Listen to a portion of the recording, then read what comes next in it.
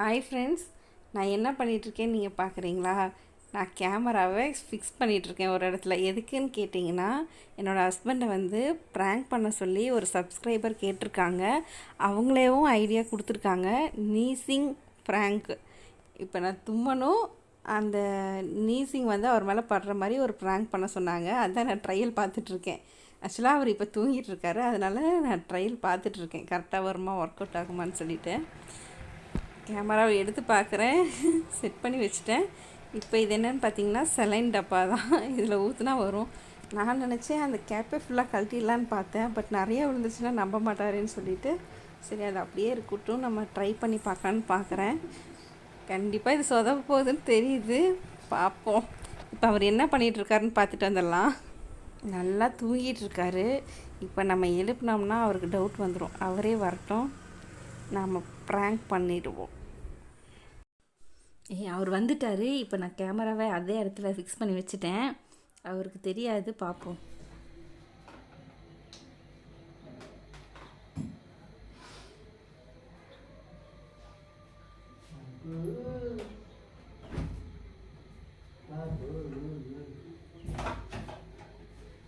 யாரையா ஏங்க தண்ணி குடிங்க.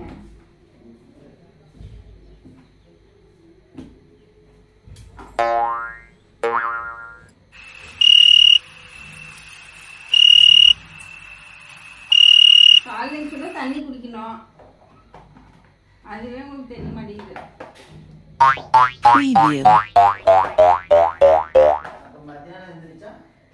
மதியம் எப்போ எழுந்திரிச்சாலும் தண்ணி தான் குடிக்கணும். தண்ணி குடிக்கணும், நீ தான் வாங்கி வைக்கணும். இல்லை டப்பா, வெறும் டப்பா தான். தண்ணி குடிச்சு குடிங்க, அப்படி குழந்தை மாதிரி தான். எலி வந்துச்சா? வந்துச்சு.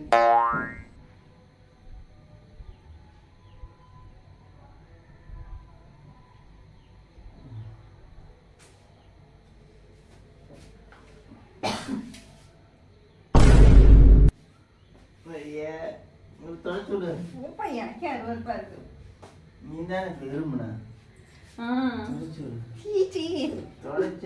முடியாது, நீங்களே போய் தொடச்சுக்கோங்க. தெரிஞ்சுதானே பண்றீங்க எனக்கு தெரியாதா? பண்றணும், பீலா விடணும், அது முக்கியம் இல்ல. நம்ம எது பண்ணாலும் இந்த உலக நம்மள உடனே உத்து பார்க்கணும். யார பார்த்தா முடியாது.